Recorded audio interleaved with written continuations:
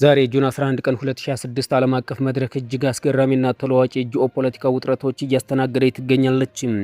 ካሉት አበይት ክስተቶች መካከል በመካከለኛው ምስራቅ በኢራንና በእስራኤል መካከል ያለው ተኛና ቀጣይነት ያለው ወታደራዊ ፍልሚያ የዓለምን ትኩረት ሙሉ በሙሉ ስቦታል።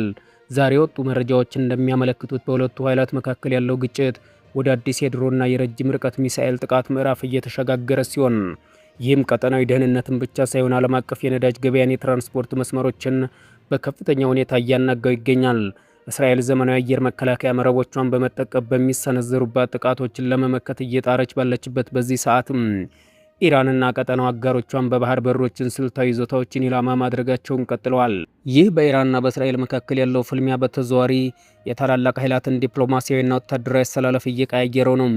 በአንድ በኩል አሜሪካና ምዕራባውያን ሀገራት ለእስራኤል ያላቸውን ወታደራዊ የስለላ ድጋፍ እያጠናከሩ ሲሆን፣ በሌላ በኩል ደግሞ ሩሲያና ቻይና ከመካከለኛው ምስራቅ ጋር ያላቸውን ኢኮኖሚያዊና ስልታዊ ትስስር ለመጠበቅ ዲፕሎማሲያዊ ጥረቶችን እያደረጉ ነው። ይህ ውጥረት በተለይም በቀይ ባህርና በኤደን ባህረ ሰላጤ በኩል የሚደረገውን የዓለም ንግድ መርከቦች እንቅስቃሴ ይበልጥ አደጋ ላይ ጥሎታል። በበርካታ ግዙፍ የጭነት መርከቦች አሁንም ረጅሙን የደቡብ አፍሪካ መስመር ለመጠቀም በመገደዳቸው ምክንያትም የዓለም አቀፍ የትራንስፖርት ዋጋ እየጨመረና ይህም በዓለም ዙሪያ አዲስ የዋጋ ግሽበት ስጋት እየፈጠረ ነው።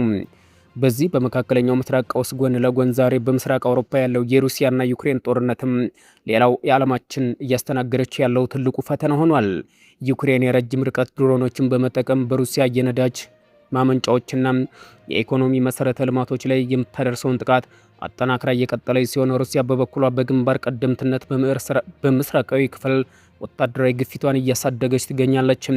ይህ የረጅም ጊዜ ፍልሚያ በአውሮፓ የራሳቸው መከላከያ በጀት በከፍተኛ ሁኔታ እንዲያሳድጉና ኔቶ ወታደራዊ ዝግጅቱን እንዲያጠናክር አስገድዶታል። በተመሳሳይም ሰዓት የዓለም አቀፍ ሚዲያዎች በትኩረት እየዘገቡት ያለው ጉዳይ የቴክኖሎጂና የማይክሮቺፕስ የበላይነት ፍክክር ነው።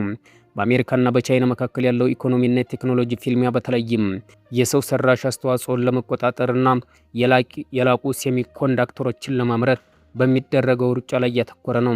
ይህ የቺፕስ ጦርነት በሀገራችን ወደፊት የውትድርና ኢኮኖሚያዊ በላይነትን የሚወስን በመሆኑ እያንዳንዱ ታላቅ ሀገር በዘርፉ ቀድሞ ለመገኘት በቢሊዮን ዶላሮችን እያፈሰሰ ይገኛል።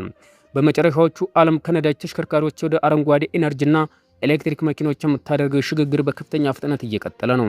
ይህ ሽግግር የዓለምን ሀብት ምንጭ ከነዳጅ ዘይት ወደ ሲቲየምና ኮባልት ወደ መሳሰሉ ማዕድናት የቀየረ ሲሆን፣ ቻይና በዚህ ጉዳይ ላይ ያላትን የበላይነት ለመቀነስ የምዕራባውያን ሀገራት አዳዲስ የቀረጥ ማዕቀቦችና የንግድ አጥርን እያበጁ ነው። አጠቃላይ ዛሬ ጁን 11 ቀን 2026 ዓለማችን በአሮጌው የኃይል ሚዛን መፍረስና በአዲሱ የባለብዙ ዋልታ ዓለም ስርዓት መወለድ መካከል ባለ እጅግ አስገራሚ የለውጥ ማዕከል ውስጥ ትገኛለች።